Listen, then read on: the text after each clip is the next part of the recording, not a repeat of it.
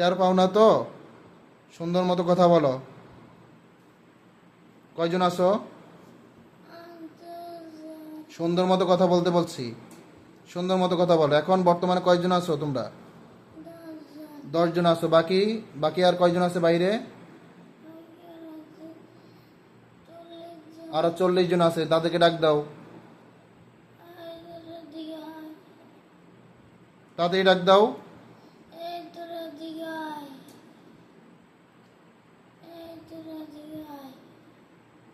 আসে না?